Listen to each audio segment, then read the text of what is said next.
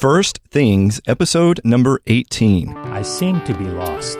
And so you're working around the clock so you don't take time for yourself to feel like an actual human being. I used to feel like no matter how hard I worked, I was just spinning my wheels. Try to be perfect and try to have everything in place at one point in time, and you can't. Well, hello friends. Welcome back to First Things, the podcast dedicated to practical productivity based on modern research. My name is Brandon Vaughn, and it's my goal to help you apply productive solutions to your life to help you live with less stress, greater passion, and amazing results. So good to be back after a week-long vacation. I went to Hawaii, went to the mainland off of Honolulu, and had a wonderful time. My, what a beautiful, beautiful place.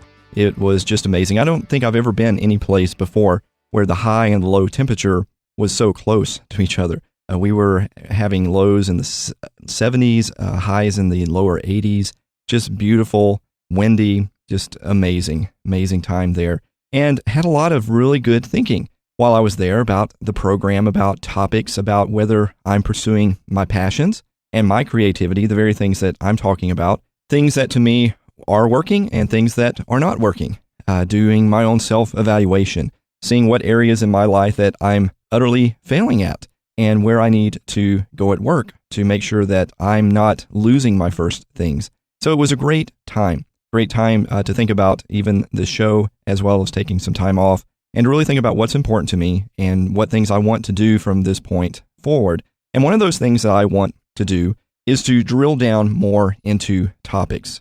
Up to this point, we've been doing one-offs where I will talk about a particular topic, and quite honestly, I have a lot of stuff that I want to talk about. So when we talk about things like stinking thinking or stuck emotions or how to learn better or, things like that, I have so much that I want to say, and that's where I've been pushing upwards to almost an hour in some of my shows. But one of the things that I was very frustrated about, and it took some time off for me to realize, is that we will always do some of those one-off type topics, quite honestly. But the frustration point for me is that I like to really dig apart something and dig deep into things and really explore all the nuances of various things.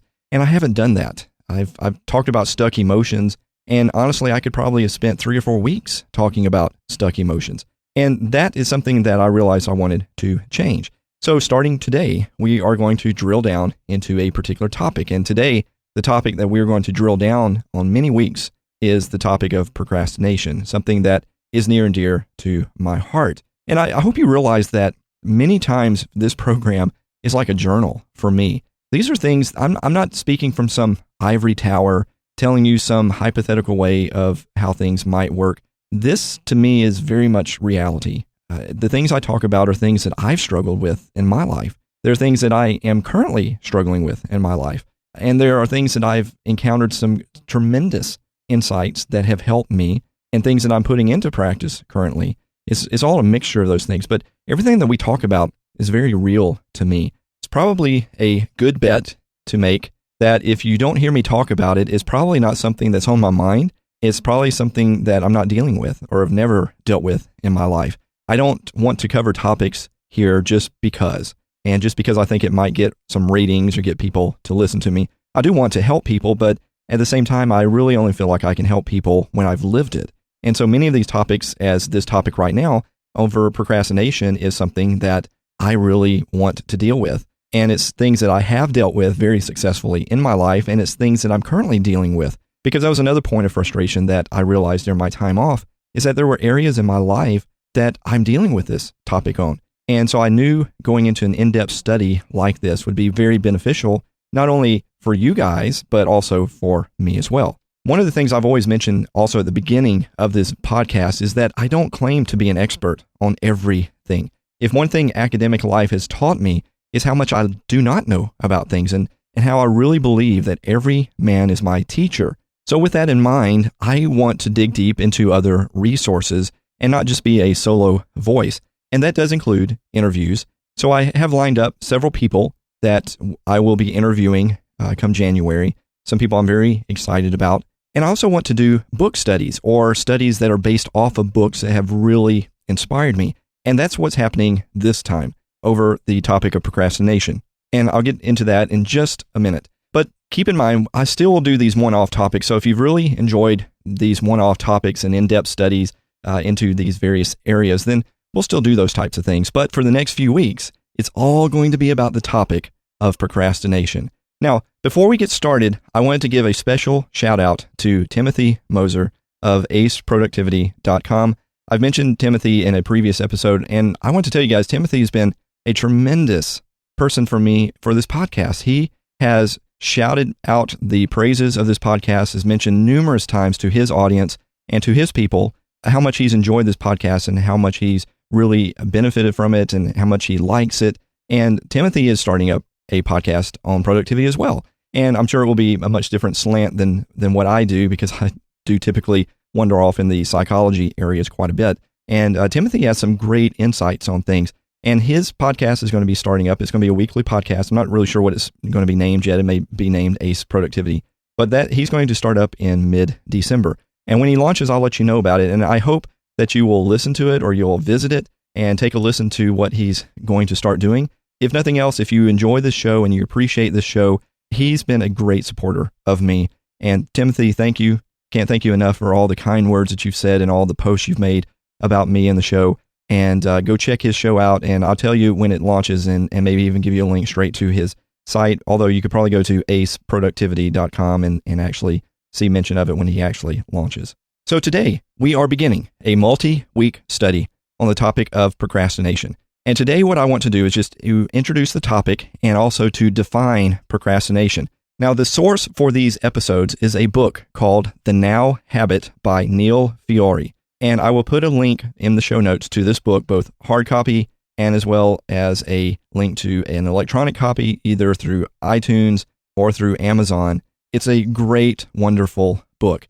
I would encourage you to pick up the book and use it as a study guide, but I'm not going to teach it verbatim from the book. It's a resource, and you should know that many of the ideas that I'm going to be presenting are going to be coming from this book, or they'll be paraphrased from this book, or they'll be inspired by this book.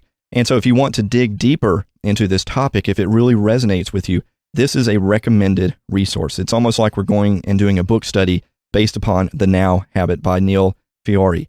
Now, I reached out to Neil before the Thanksgiving break and asked him if he would consider doing an interview, and he agreed to do that. And I'm so happy for that.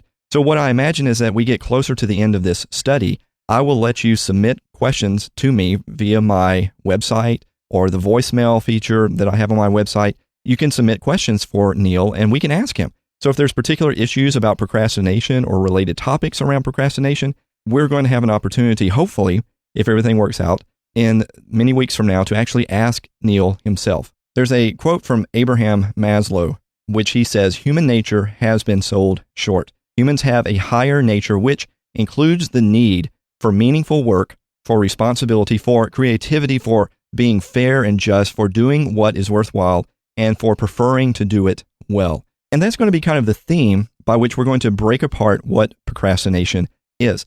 Now, the actual word procrastination, if you like this, actually comes from an old Latin word, many different parts of a word. It basically just means deferred until tomorrow. It comes from pro, which means forward, and crastinus, which means belonging to tomorrow. Crass, I think, means tomorrow. So that's basically what procrastination means. It means that you're pushing something into the future. You don't want to deal with it now. You're just pushing it forward. Well, I think we all know that, but it's kind of an interesting thing.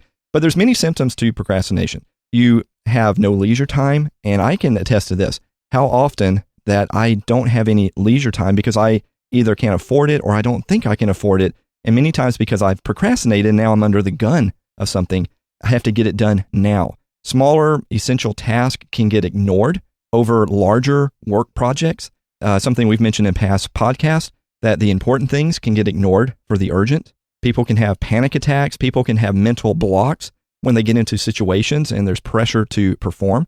Some people don't know where to start. And that's a big part of procrastination. They have no clue where to start, or the task seems so huge, it overwhelms a person and they don't know where to start. There's this inner battle of these voices we have. You should, or you ought, or you have to. Thoughts that basically cripple us from starting something. And I think if we're honest, we all deal with procrastination to some degree or another. Some of us have it worse than others, But we all deal with this. I mean, if it comes down to things like taxes, people put it off until the last minute. Some of us do. I do. Or balancing our budget. Or some of us want to write a book and we just keep putting it off. We put it off and put it off. Or there's some big assignment that we've been given in our work or in our school, and we just put it off until the very end. We have that final exam and we don't want to study for it. So we'll wait until the last minute or the last few days and then we'll finally do it. Or if you celebrate Christmas and you buy presents, many people will put that off until the night before and then go out and buy all their gifts. Maybe you have a spare bedroom that you want to paint and you've put it off, or a garage that needs to be cleaned out. Whatever the case is, anything that we have delayed in favor of more pressing or more pleasurable pursuits is basically what we're dealing with here, procrastination. We all have tasks and goals that we attempt to delay or possibly even to totally escape. So procrastination is a habit. It's something that we train ourselves to do. It's something that we do to cope with anxiety about starting a project, about completing a particular task. Could be that the task is very boring. Could be that the task is overwhelming and we put it off. We push it off until tomorrow. And what the Now Habit book does such a great job about is giving strategies to lower your anxiety, to lower your fears, to lower your self-doubts. And we're going to talk about all of these different strategies in this podcast. And you can then stop using procrastination as an escape. And often you can double your productivity, often even maybe double your income, because you're not going to be delaying things that you could be doing. When you learn to work efficiently, you have less reason to avoid important top priority tasks. It can help you live out what we've always talked about in this program, to make the important things be the dominant thing in your life, not the urgent things. Because quite honestly, there's a vicious cycle we can get into our lives where we get overwhelmed with something. We feel pressured. We feel failure crouching at our door, clawing at us, and we try harder. We work longer. We feel resentful. We lose our motivation, and then we end up procrastinating. We start forming a habit of using this to counteract some of those feelings. It starts with this pressure of feeling overwhelmed, and it ends with an attempt to escape that through procrastination. And some of us, we can't even enjoy leisure times, or we may not even allow ourselves to do so. This is something, again, I've told you earlier, I deal with this. And this is something I've had to really work on in my life. I've gotten a lot better about it in some areas of my life. Other areas I'm still really working on. We don't allow ourselves to enjoy free time because we have this nagging voice inside of what we should be doing. So I sit there and I want to relax and I want to just read a book, and I start feeling guilty because I'm thinking, well, I have hundreds of stuff I need to be doing that I'm behind on. How can I justify that I'm going to sit and relax, or that I'm going to go see a movie or go out to eat dinner, because I have all this stuff I need to do and all this stuff I'm behind on, and I don't even give myself the luxury to have leisure time, to have fun, to go out and do things.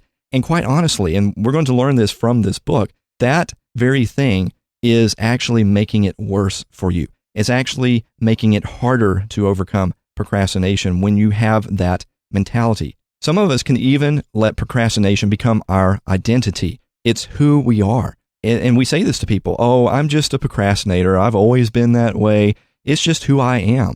It's how we define ourselves. It's a label that we have accepted. And what we're going to learn in this particular study is how to break away from that stigma, how to remove that label of a procrastinator off of your shoulders to give you a new identity, to allow you to see yourself differently. So what will the next week's episodes be about? What is the Now Habit by Fiore about?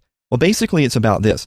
It's about the ability to put aside the fear of failure, the terror of feeling overwhelmed and low self-esteem, and focus your mind on what you can start now. Very much on my podcast on the fear of failure, I had this in mind, and I was going to follow up with that episode with talking about procrastination because it's very much tied in to the fear of failure. And if you haven't heard that episode, I would recommend that you go back and listen to that because I think it would be a good starting point for you to go into the future weeks on this topic of procrastination. What we want to avoid, though, is cliche definitions or action steps. We're going to avoid negative answers in this because simply you do not procrastinate because you're lazy or a bad person. Now, let me really emphasize this because this is my trap. This is a trap that I've always fallen under, is to say, oh, I'm just a lazy person. That's why I procrastinate. Or I start with very self-defeating thoughts of being a bad person. No, you don't procrastinate because you are undisciplined or because you lack organization. And unfortunately, if you procrastinate, you are probably used to self-criticism like this. And this is a very sad thing, that we have beat up on ourselves because we have procrastinated, and we've used that as a label then of being lazy or being a bad person or being undisciplined or unorganized. But I want to seriously ask you a question. Has that self-criticism worked for you? Has it enabled you to overcome procrastination? I can tell you honestly for myself, negative vantage points about me, negative self-image, negative messages about who I am don't make me overcome procrastination. In fact, it probably justifies the procrastination because now I have a reason to give for why I do that. Oh, I'm just lazy. I'm just undisciplined. I'm just not as organized as other people are. And therefore, I excuse away procrastination. Has this self-criticism enabled you to find these solutions in your life? And I think if you're honest, you will say no. I mean, we have cliches like, well, break it into smaller pieces. This is all you need to do. You have this big project, just break it into smaller pieces. Or prioritize. That's the answer. If you just prioritize and you have a ranking of your to-do list of what's most important and least important, that'll be the magic answer. And all of a sudden you will no longer procrastinate. Or self-help books or courses that you can take to be better organized. They don't seem to stick for some reason, and they don't help, because the answer to procrastination is not an app, and it's not a set of organizational skills. Here's a big secret. We procrastinate simply because, one, it works. How simple can you get? This is why we procrastinate, because it flat out works for us, and it makes sense to us. Otherwise, we wouldn't do it.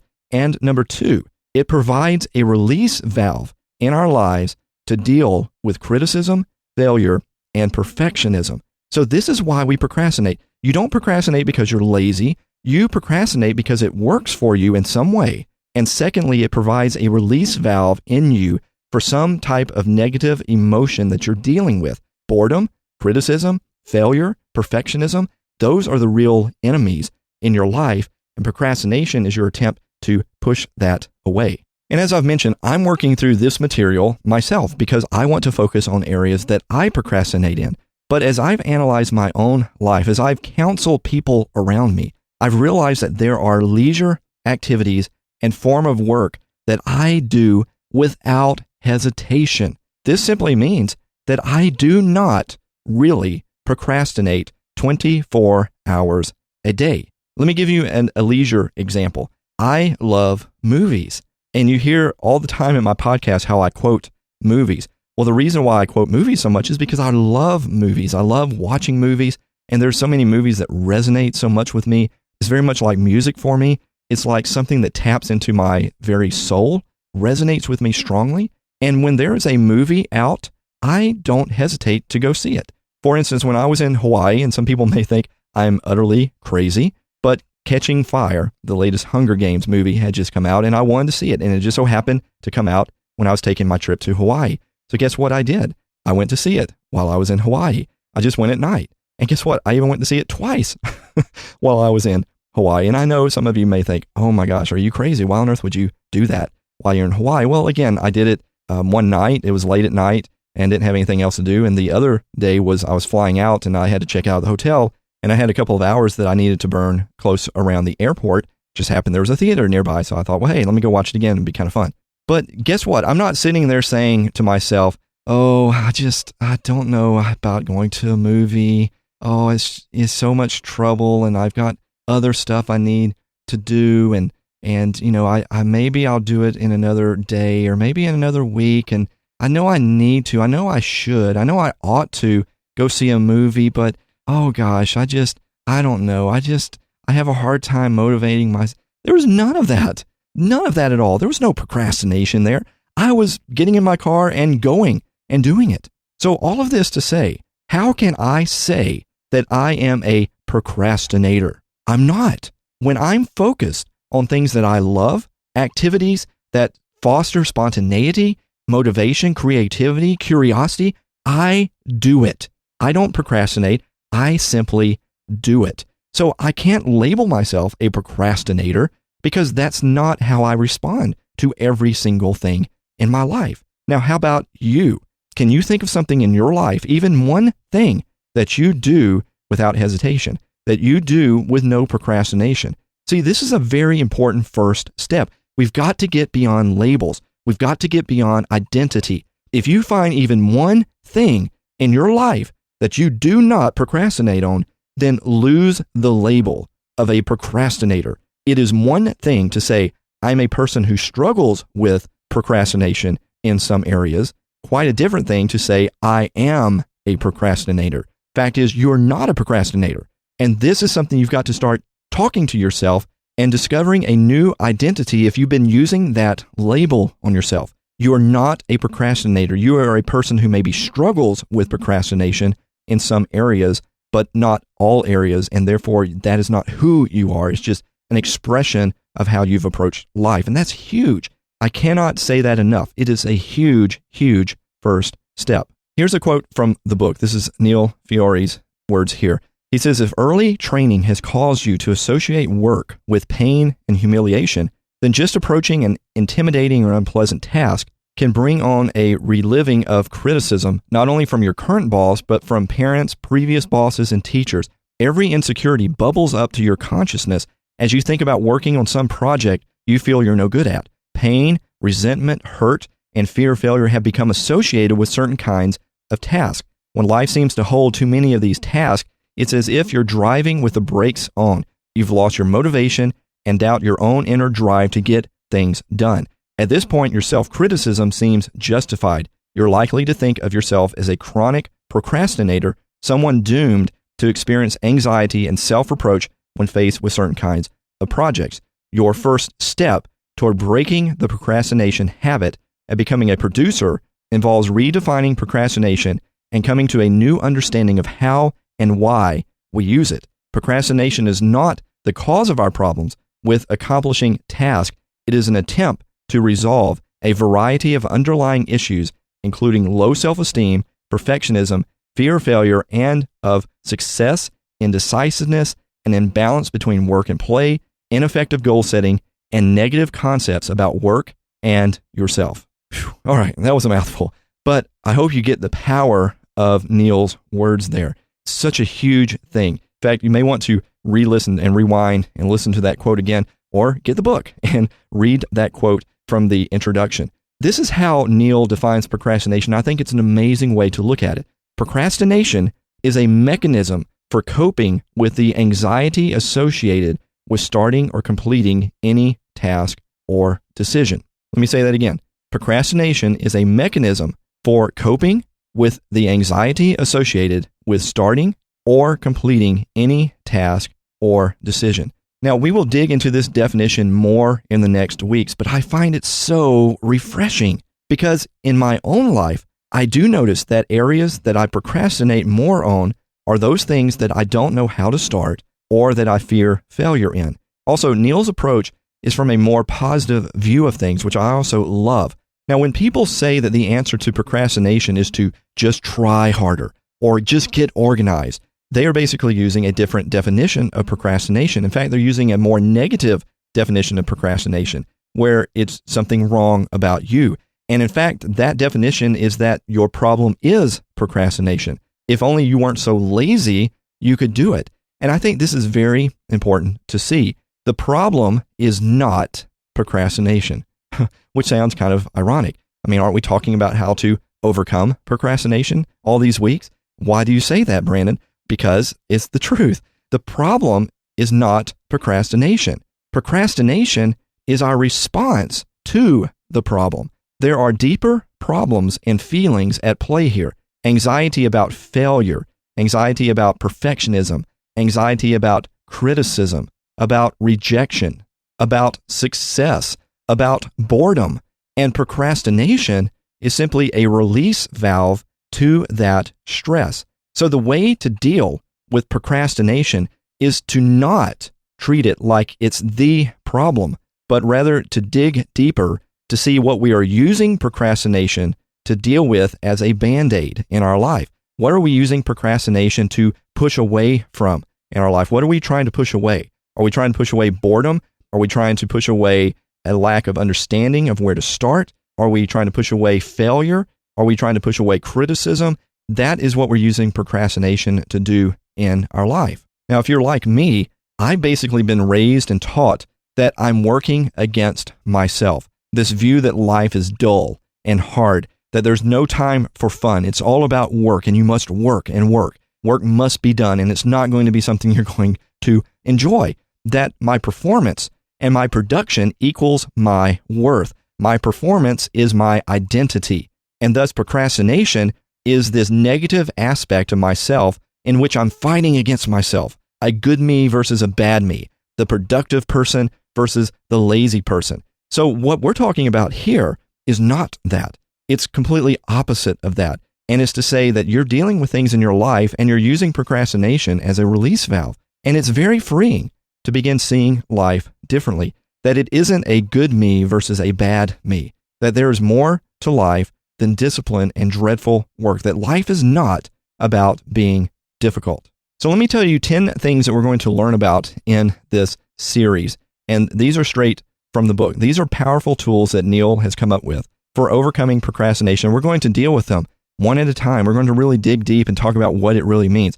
First of all, creating safety. That's going to show us how to put a safety net under our high wire act so that we can lessen the fear of failure in our lives, so we can learn to bounce back from mistakes with a renewed purpose, so we can learn from our failures. Now, this is something we talked about in previous episode as well. We're going to dig deeper into that. Second thing, we're going to reprogram negative attitudes. We're going to learn about positive self-talk, something else we talked about, but we're going to apply it to this area of procrastination to help us identify and isolate negative messages that we're telling ourselves, that we're believing about ourselves, and they're affecting us. They are telling us what to do, and we're just buying into it. And we're going to learn how to replace those with positive thoughts that's actually going to direct our energy toward proper solutions and toward creativity and toward our passions. Third thing, we're going to use the symptom, we're going to use this negative thing in our lives to trigger basically a cure that's going to show us how to use old habits to evoke and to strengthen new positive habits. Number 4, we're going to learn about guilt-free play, which to me was something in Neil's book was so tremendously insightful, something that I'm looking forward to digging deeper into myself. Guilt-free play that's actually going to help us strategically schedule our leisure time, that we can focus from work to play and create a greater awareness of ourselves, a greater urge, if you will, to return to work, a balance, a life balance. And this is something that is often missing in a procrastinator. Many people who suffer so strongly from procrastination, and I can speak. My hand's raised right now. If you could see me, my hand's raised up. I can speak to this. The reason why so many of us struggle so badly with procrastination is because we do not have fun in our lives. We've lost play. And when we've lost play, we cannot actually enjoy work anymore. Number 5, we're going to look at what Neil calls 3-dimensional thinking and what he also calls the reverse calendar. That's going to basically show us how to control feeling overwhelmed by very important tasks, how we can create basically a step-by-step calendar to help us achieve that's going to give us enough time to rest, enough time to play, and to fully appreciate anything that we accomplish in that. The 6th thing, to make worry work for us by showing us how to develop plans for coping with distractions to help us achieve our goals, will strengthen our ability to face the worst that could happen. How do we deal with worry? Because worry can often fuel procrastination as well. There's a topic that Neil talks about called the unschedule, which is related back to the guilt-free play. Pre-scheduling ahead of time, guilt-free play, and really taking an honest assessment at the amount of time that we have available to things. Number 8, setting realistic goals that will help us clear our minds of guilt-producing goals that cannot be worked on in the present, and will also help us direct our energies toward the goals that really do deserve our attention. Very much what we've talked about that can help us go after our important things and to squash the urgent things that can be so distracting in our lives. Number 9, working in a flow state that will get us beyond stress, get us beyond low motivation to where we have a very focused energy, focused creativity, focused concentration, that even when we're dealing with emotions that surface, how can we switch back and get on task from a more positive point of view and get working on things and get productive and get creativity surging in our lives again. And then finally, number 10, controlled setbacks that will prepare you for setbacks so that you can quickly turn them into opportunities, that you can anticipate the temptation that we often have to procrastinate. You can build up a persistence and a resistance into your plan of achievement, that you can really live this out. So this is where we're heading. And if it speaks to you, then I hope that you'll stick around for the next few weeks and follow me along this journey through really taking hold of procrastination in our lives. And again, I think this really applies to everybody. I don't think it's just for people that suffer very harshly from procrastination. I think in all of our lives, we have areas where we procrastinate. So I think you will benefit from many of the things that we talk about in these episodes.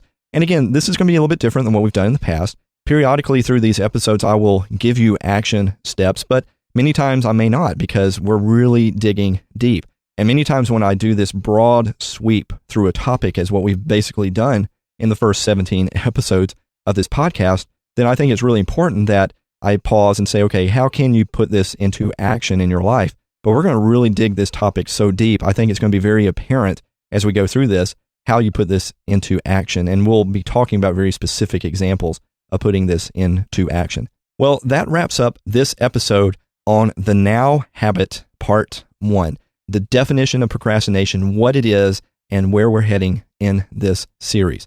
I hope you will consider purchasing the book. Support Neil Fiore. He's done a great job in this book, such a tremendous resource. It deserves to be in your library.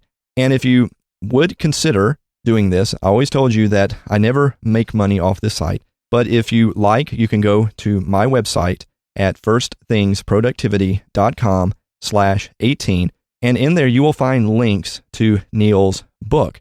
And if you purchase this through Amazon or through some of the links, just so you know, I may receive some money from that because I am affiliated with them. But if you do that, please know that I'm not really making money off of that. I use any money that I make off of those particular links to actually pay for the things for this podcast. I have equipment and rental of web space and different things like that basically I just pay for out of my own money, and I'm happy to do so. But if this show means anything to you and you would like to use those links and you would think that this book would really be a benefit to you, then please consider using my links to purchase those resources. It would help Neil, and it would also help this show as well to keep the lights on, if you will, and to pay for all the numerous expenses that goes into a podcast like this. But I hope that you will always support the things that I play. When I play a movie, I hope that you might consider renting it or buying it. If I play an artist, a music, I hope you would support the artist and buy it. In this case, for this book, it really is something that I would, if I had enough money, I would just buy it for you and send it to you. I believe in it that much. So I hope that you will consider purchasing the book, use it as an extra study source. You will obviously see me working myself through this book, quoting this book, being inspired by this book as we go through it and really dig apart this particular topic. Also, if you have any questions on procrastination that you would like me to address, that you would like to ask me as I go through this series, then let me know. I have a blog site set up that you can leave me comments in the discussion. I also have voicemail that you can actually leave me questions that way. You can get a hold of me on Twitter. You can get a hold of me on Facebook, and you can ask me any type of questions. Now, there are two types of questions, obviously, you can ask. One of those would be for me, and for right now, if you have questions or things that you would like to make sure, or if there are things that you really hope that I will talk about in the area of procrastination, then go ahead and tell me that now. As I mentioned at the beginning of the episode, I really hope that I can get Neil on this podcast and we can ask him questions. And when we get to that point, then I will actually let you know and then give you many weeks ahead of time that you can actually send in questions specifically to Neil. But for right now, if you have questions for me, things that you would like me to address, then just let me know. I'm happy to talk about them and happy to bring them up in future episodes. Next week, we will discuss aspects of Chapter 1, which is why we procrastinate. I already gave you some hints of that today, but we're really going to dig it deep next week, and we're going to be inspired from Chapter 1 of Neil's book of why we procrastinate. As always, please consider leaving me a rating and comment on wherever you listen to me. And specifically, if you're listening to me on iTunes, I would very much value any comments that you would leave me. It, again, just helps let people know about me.